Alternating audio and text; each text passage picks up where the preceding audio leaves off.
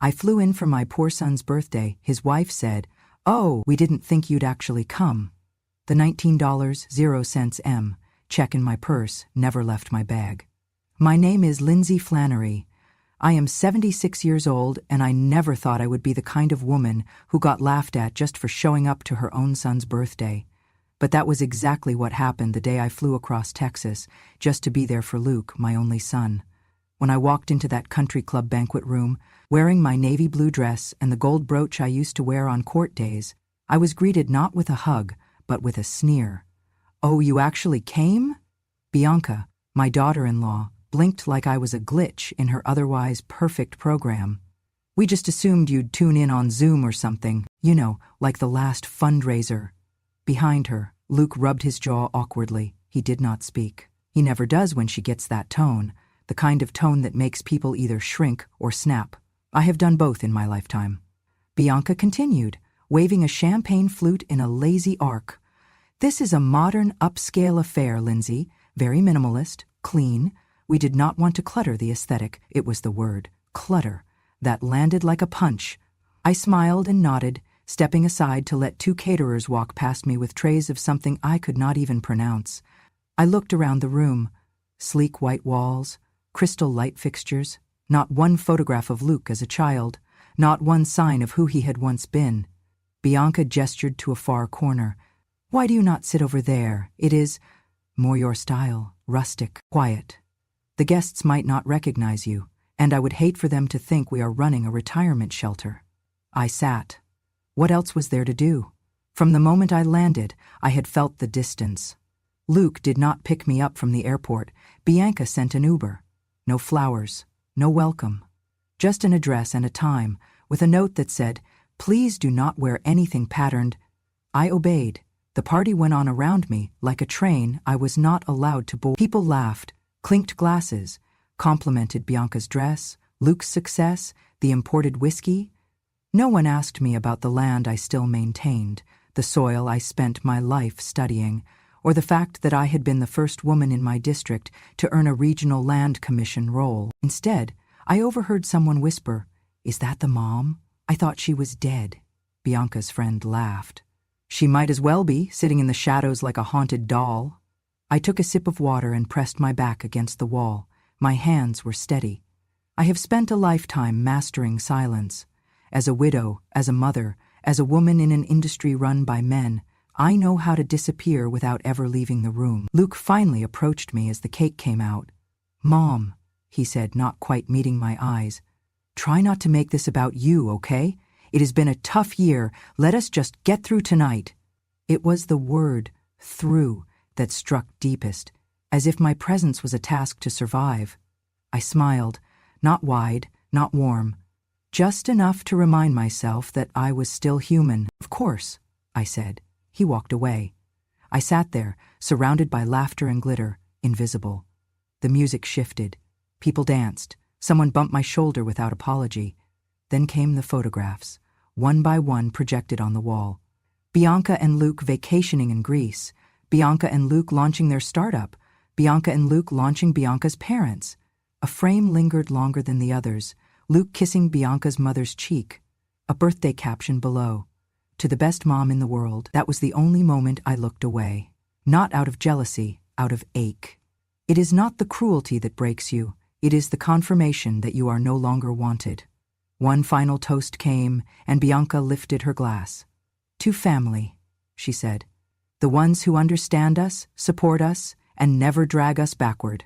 Someone cheered. Luke did not look at me, and that is when I knew. I opened my purse, glanced at the envelope inside, the one that held the check.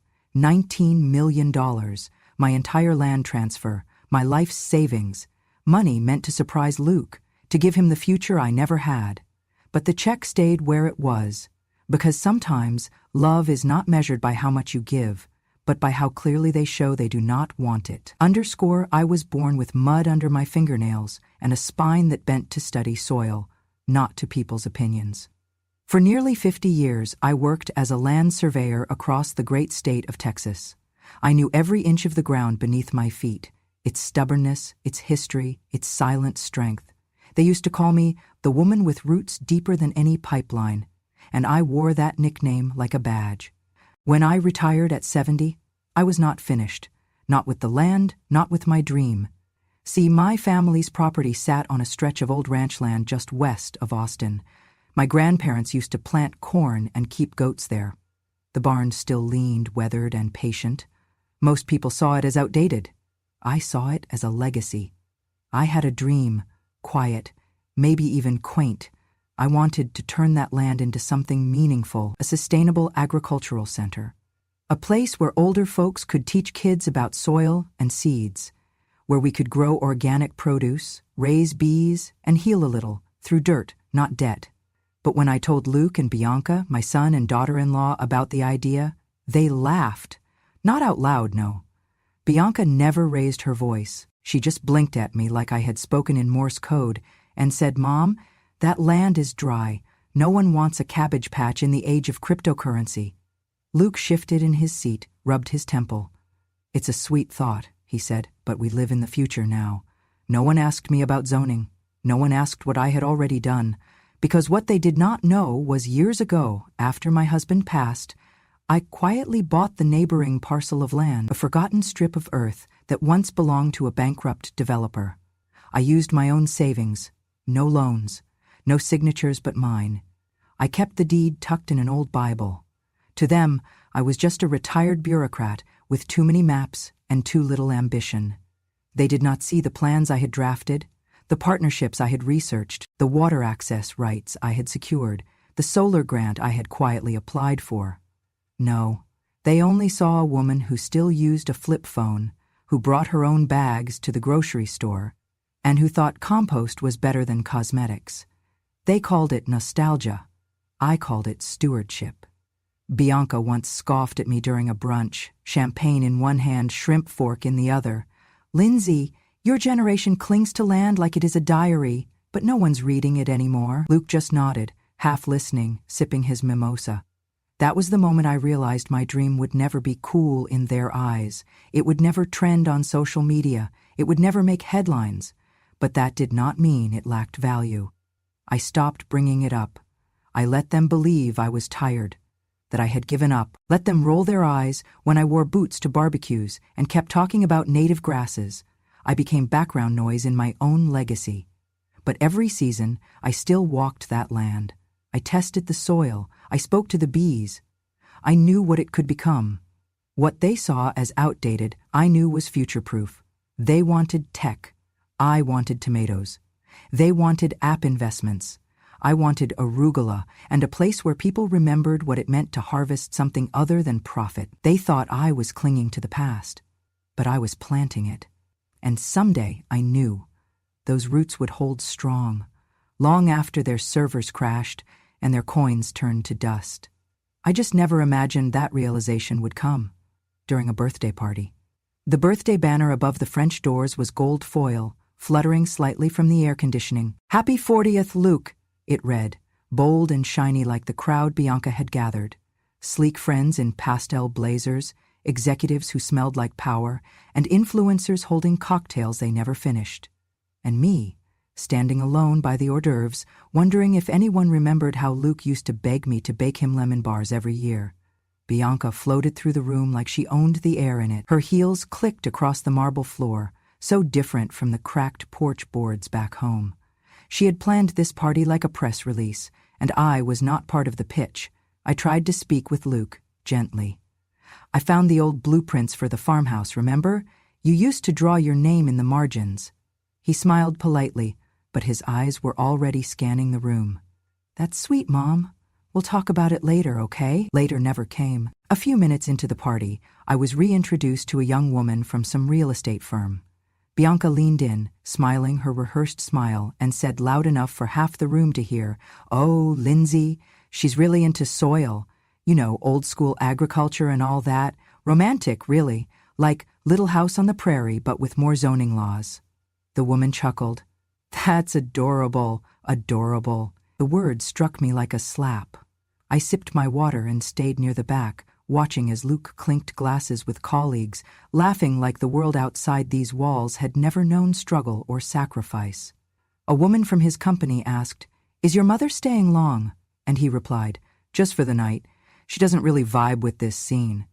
No, I did not vibe with cucumber martinis and hashtags printed on custom napkins. When dinner was served, I sat 2 seats away from Luke, close enough to hear but far enough to feel forgotten. Bianca stood to make a toast. To the man who built his life from vision, grit, and tech, not dust and dreams. There was applause, laughter. She looked right at me as she raised her glass. And then she said it. Money doesn't come from digging in dirt, Lindsay. This is the real world now. Wealth lives in the cloud, not the cornfield. The room chuckled, a few uncomfortable coughs muffled by champagne. I opened my mouth, then closed it. What could I say? That while they chased coins that did not exist, I preserved acres that would feed people long after they were gone. Bianca turned back to the crowd. But we love her, really. Her heart's in the right place, just a few decades behind. They laughed again. Luke stayed silent. That was the worst part. Not Bianca's cruelty dressed up as charm. Not the laughter. Not even the glance that lingered too long on my old purse, as if it did not belong among designer clutches. No, the worst was Luke's silence. My son, my only child, once scraped his knees trying to plant tomatoes with me, who once cried when the dog we buried under the elm tree died. He said nothing, not a word, not even a look to stop the bleeding. When dessert came out, they passed over the lemon bars. Bianca had ordered lavender macarons instead. We wanted something more, contemporary, she had said. I sat in the corner after that, watching the shadows stretch across the lawn through the glass. I did not belong in that house. I never had. The worst part about being unwanted is when the people who do it act like they are being kind. Luke came by once, patted my hand. You doing okay, Mom? I'm fine, I lied. He smiled, already turning away. Bianca worked really hard on this. I can tell, I said. He missed the bitterness, or ignored it, or maybe he agreed with it. As the room erupted into another cheer for the man of the hour, I folded my napkin into squares, small and precise. Each fold was another word I could not say. Each crease was another moment of silence I had chosen instead of shame. But something was shifting inside me. Not anger. Not yet. Just the weight of knowing I had kept quiet too long. They thought I was harmless. They thought I was quaint. They thought I was done. But they forgot. I did not spend 50 years mapping land and reading fault lines for nothing. I knew exactly where the cracks were. And I knew, better than anyone, how to bring the ground to life beneath their feet. My hands were steady when I placed the checkbook inside my purse, alongside the small envelope containing what was meant to be my gift to Luke. $19 million, 0 cents. In a check. That check was not just money. It was the culmination of every foreclosure purchase, every deed signed before dawn, every gasp of sacrifice I had made to preserve our family land. I had scraped every penny, reinvested every grant, applied for every overlooked loan, not for myself, but for him, so that he could build something year-round and sustainable, rooted. I never expected them to understand. I only hoped they would appreciate it. But watching Bianca flit through the crowd, greeting investors and influences, sipping her champagne from a stem so thin it seemed destined to break, I prepped the check quietly. I knew her eyes would land there, and I steeled myself for the reaction. I zipped my purse shut and slipped into the background, near the corner where the lighting was soft and flattering. When they began the speeches, I waited. Luke smiled, tapped his glass, made a toast to success. His voice floated on air, and the room applauded. Then Bianca joined him, echoing the same platitudes about venture capital, cloud solutions, leaving the echo of the land behind, but carving a future. The applause faded, and that's when I opened my purse again. Slowly, deliberately, I took out the check with my shaky hands. I raised it high enough so a few rays of candlelight reflected off the ink. The chatter died, as if a hush was cued. Everyone in the room turned, including the servers mid-step. The murmurs, half amusement, half confusion, spiraled around me until they crystallized into silence. Bianca's head swiveled.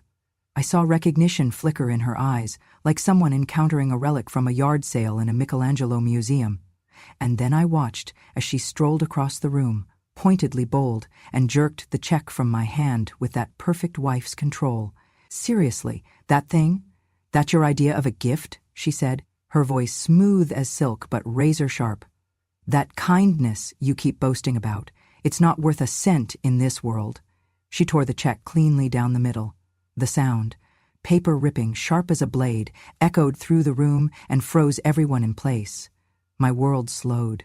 Servers stopped mid-lift. The guests glanced at me, then at the torn check. Some murmured, but no one dared speak. I waited, I breathed, and I let a small, calm smile cross my face.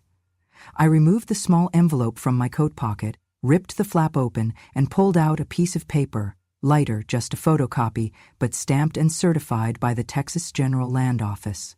I held it to the candlelight and let each word settle gravity into the room. "That check you so casually destroyed," I began, not raising my voice, "is a copy, a gesture, because the actual deed, the deed transferring ownership of the adjacent land parcel, was recorded at the county clerk's office 48 hours ago.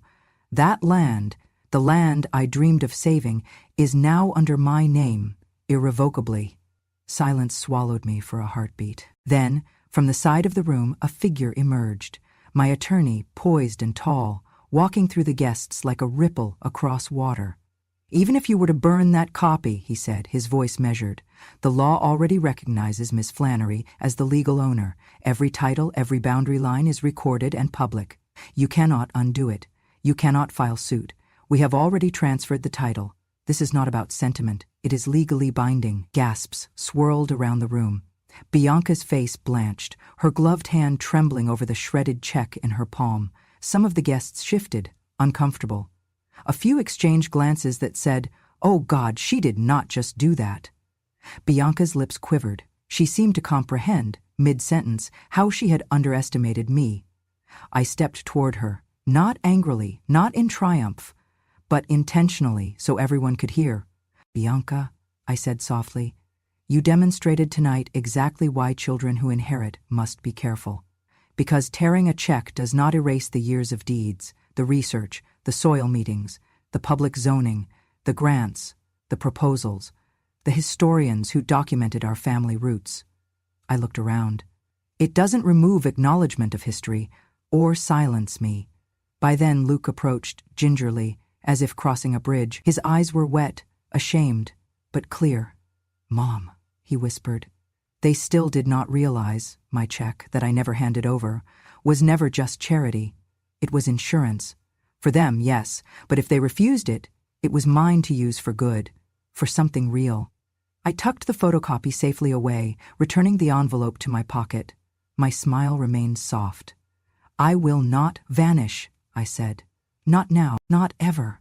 I turned to leave, but my attorney placed a steady hand on the back of my chair. I gave him a nod, "Thank you," and walked out. But at least that night I no longer felt invisible. I carried that check, the one for $19 million, in my purse like a beating heart. It was heavy not only with value, but with every acre of Texas acreage I had preserved, every creek boundary I had surveyed, every moment I had given up to ensure our family's legacy. The check was meant to be my gift to Luke, to give him the land without strings, to let him grow something real. I had sunk decades into that soil. I trusted he would cultivate it. I watched the party swirl around me, laughter, toasts, the clink of ice in glasses. I hovered near the corner. I did not belong in a room where success was defined by startup valuations and digital portfolios. I belonged out where hens clucked and crops waited. When the speeches ended and guests started swirling around the hors d'oeuvres, I reached into my purse. My fingers brushed the envelope that held the check. My heart thudded. I withdrew it and held it up, pale yellow against the muted gold of the ceiling light. A hush fell. Someone gasped. I did not like theatrics, but tonight needed clarity. Bianca's gaze locked on the check. She excused herself from a group of investors and approached me with deliberate steps. My heart froze mid-beat. "Really, Lindsay?" she said in her calmest tone. "That's your gift?" She yanked the envelope from my hands. Without a flicker of hesitation, she crossed the room and ripped it in half, her movement as sharp as a blade. The paper split like glass. I watched the two halves flutter to the carpet. The room fell silent. Even the ambient music seemed to forget its song. My pulse was steady. I wanted to say yes, that was the plan, but something more powerful happened instead. I reached into my coat. I pulled out another, smaller envelope. I turned it over and let the light catch the Texas General Land Office seal embossed in ink. "Please," I said softly but firmly to the stunned crowd, "do not be fooled by the theatrics." I held the envelope aloft. That check you destroyed was a gesture, a symbol. Because the actual law recognizes something far more binding than paper. I opened the envelope and presented a clean official document. It bore Luke's name only as the grantor, but backed by the state's certification, signed and recorded just 48 hours ago. The ownership of the land, it does not rest in this torn check. It rests in this deed, recorded, public, irreversible. I own the property. That right depended not on sentiment, but on law. Surprise rippled through the room. Lunch plates paused, fingers unfurled, stocking heels clicked like warnings.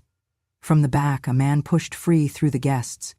It was my attorney, tall, quiet, steady. He stepped forward, voice smooth as glass but tempered like steel. "Even if you burned the physical document," he said, "the transfer is valid under Texan land law. Title has changed hands. The record is conclusive." Bianca turned white. The investors murmured. The photographers stopped snapping. I closed my eyes for a moment. Then I opened them. I looked directly at Bianca. "Please remember," I said, my voice calm, "that real ownership is more than paper, and sometimes the strongest roots refuse to uproot." She stared at me, stunned, her perfect composure shattered. Luke stood beside her, face pale. I folded the deed and returned it gently to the envelope, slipping it back into my purse, with deliberate care. My attorney gave me a nod, a quiet recognition. No one clapped. They did not know what to do. I didn't wait for applause. I turned away and walked through the crowd, out of the room.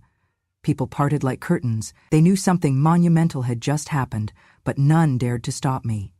Outside, the night was cool. I felt the land breathe beneath the earth. I let my shoulders drop for the first time since I arrived. Bianca remained inside, holding half a torn check in one hand and nothing in the other. And Luke, he watched me go. Tonight I had not simply survived the party. I had turned it into its own reckoning.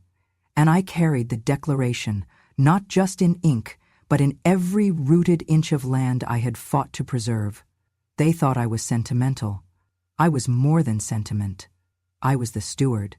And that stewardship was real. After the chaos of the party, after being shamed in front of strangers, after having a piece of my heart, my $19 million 0 cents check torn to shreds by the woman who married my son, I walked alone into the night. The cold air felt sharper than usual, the stars dimmer. I found a quiet bench across from the house and sank into it. My hands trembled slightly as I reached into my coat pocket to retrieve my phone. I needed to call a cab, maybe book the next flight back to my quiet little farmhouse in rural Texas. But instead of the slick rectangular surface of my phone, my fingers grazed paper, thick, old-fashioned, and folded into a small envelope. It hadn't been there when I left the airport, I was sure. Curious, I pulled it out. My name was written on the front in Luke's handwriting. I paused. It took me a moment to get my bearings. Then, heart pounding, I slid my thumb under the flap and opened it. Inside was a neatly folded letter and a small, dark blue bank card tucked within. The letter read, "Mom, if you're reading this, then Bianca either humiliated you again, or worse, I couldn't protect you from her. Please know, from the deepest part of my soul, I'm sorry. You were right about her, about the money, about everything. I've been hiding something big. 6 months ago, I was diagnosed with stage 3 thyroid cancer. It's spreading, and while I've been going through treatments, I've kept it from Bianca. She wouldn't care. In fact, she sees my illness as an inconvenience. She's already moved our assets into her name, slowly, over the past year. I've lost almost everything, except this one account. Before I got married, I created a private savings account under a trust that only I can access. I meant to use it for you one day, for your retirement, or just something to show my love. Bianca never found it. She doesn't even know it exists. The card is in this envelope. It's yours now. There's just over $730,000 0 cents in it.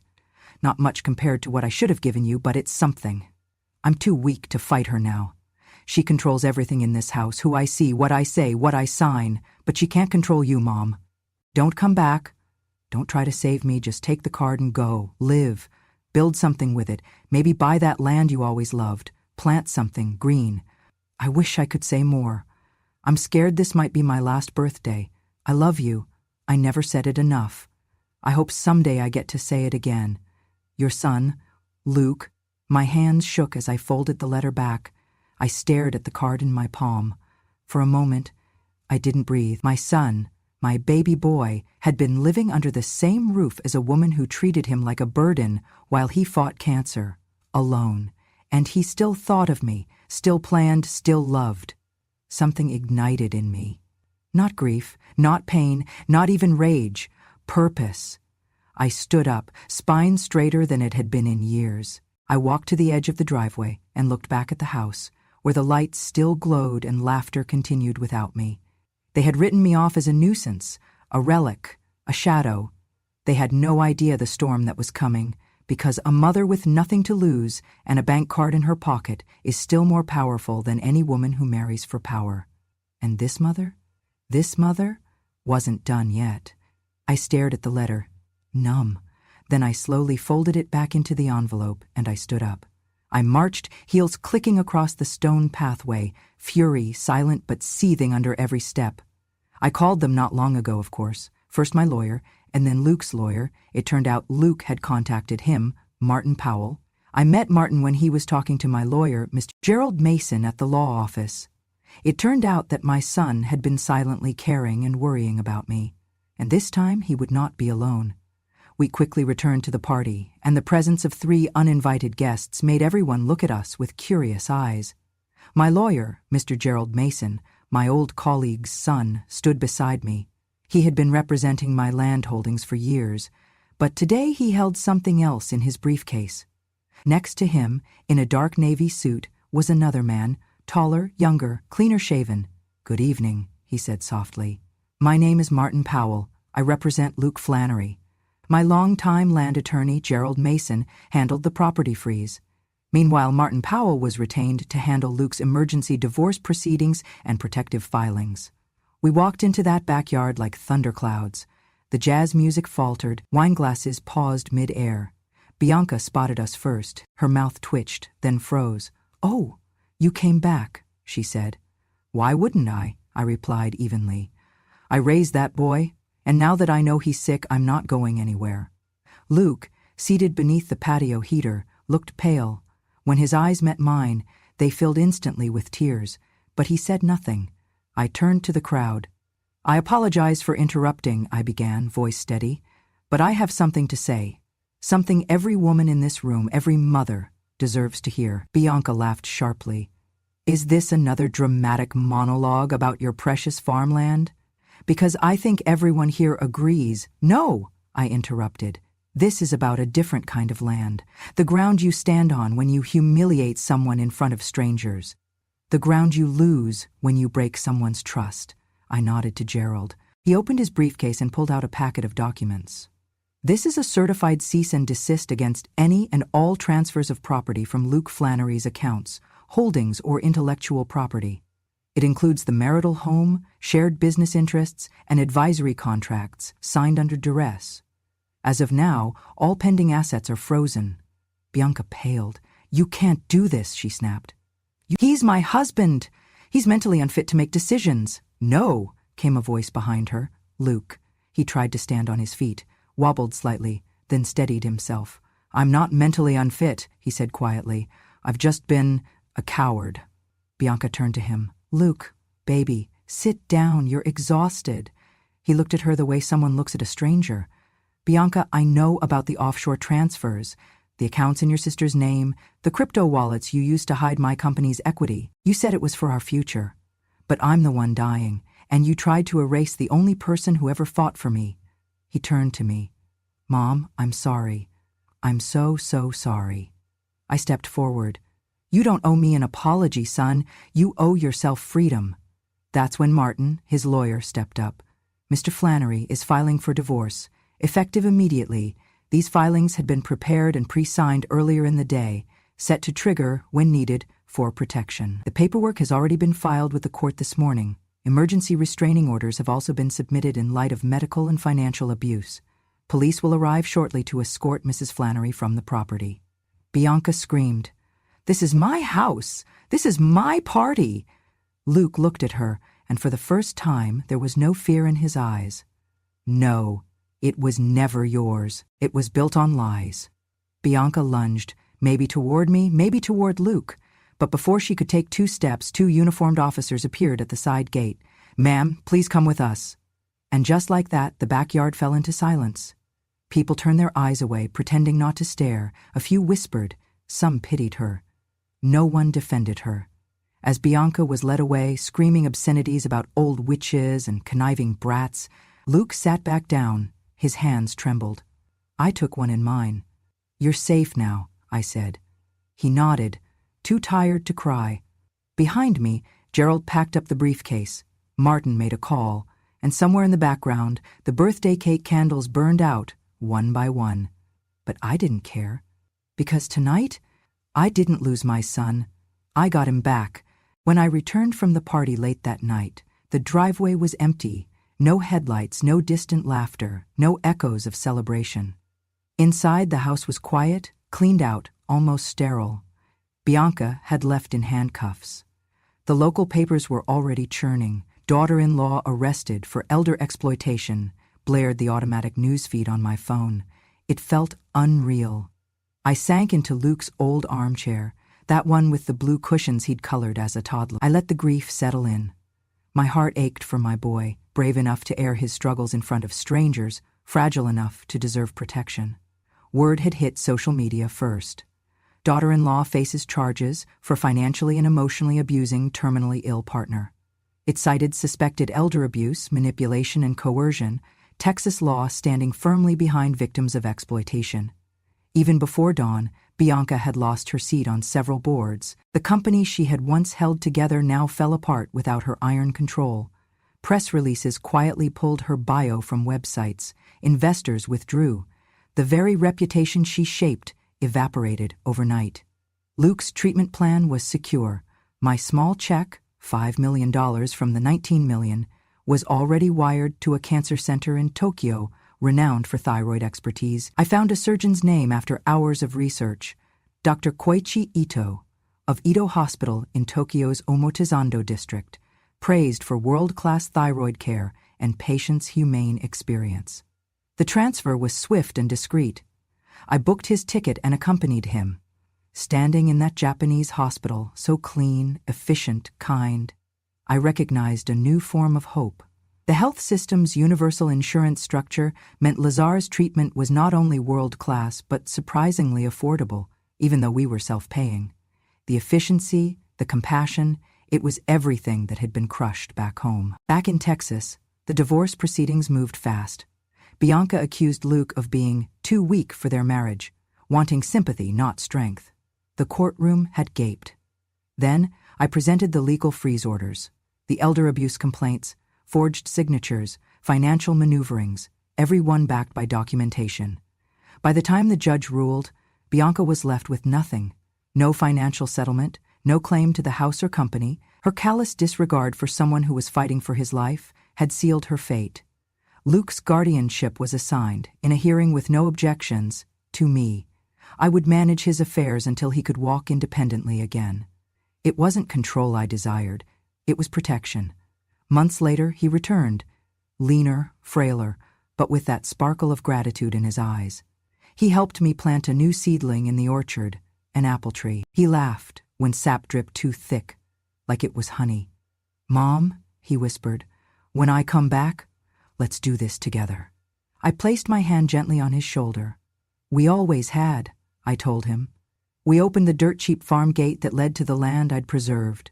I had transformed the place into the Flannery Farm and Healing Center, a small sanctuary where survivors, the elderly, and those marginalized by society could heal, learn, and grow. Each inch of that land was a story, every seed a testament. I designed workshops, from composting and beekeeping to legal self-possession for elders and medical awareness. We helped survivors of financial abuse, teaching them to stand in their own rights. And people came, From Texas, Oklahoma, Georgia, women older than 50, abandoned but not broken.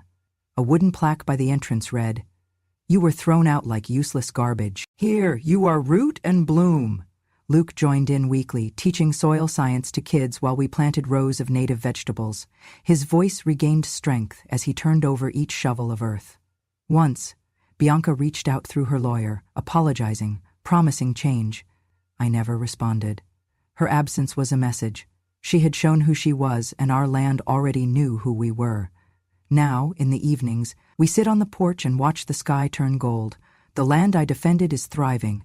A new generation is learning why root and soil matter more than stock charts.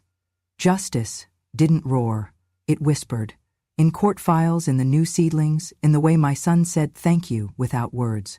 We found escape and ourselves where the earth meets sky, and that is where freedom grows. Luke came back to Texas not just healed, but reborn. The pallor in his face had softened, replaced by something softer.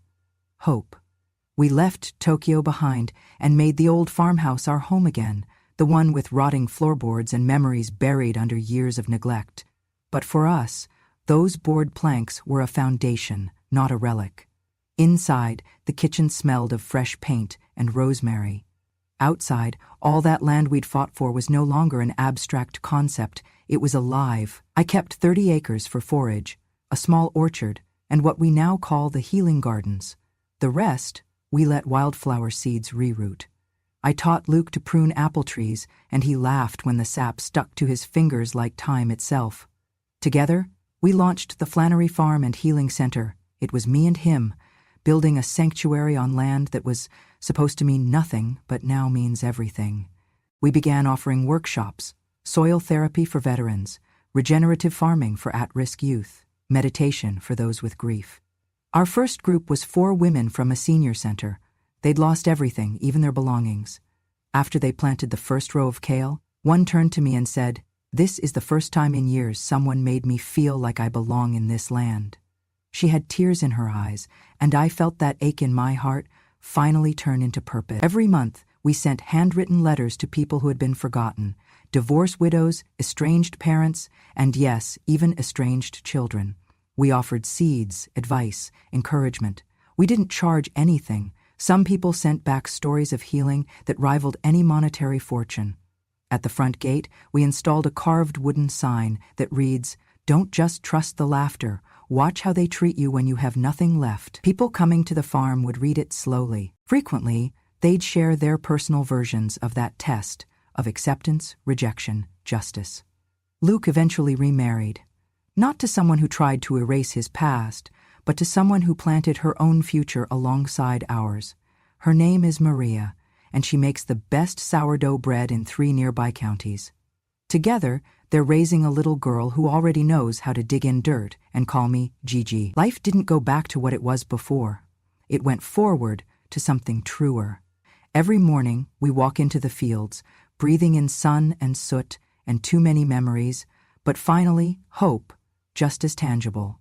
And everyone who comes leaves with dirt under their fingernails and maybe a little less pain in their heart. They thought I'd die quietly in a dusty corner, but a mother with $19 million, 0 cents, a memory like steel, and a son worth saving isn't the kind of woman you underestimate twice. If this story reminded you that strength isn't always loud, that justice often blooms later, from soil and silent resolve, subscribe to Grandma True Stories for more true tales of quiet vengeance and redemption. Because when Grandma finally speaks, the world finally listens.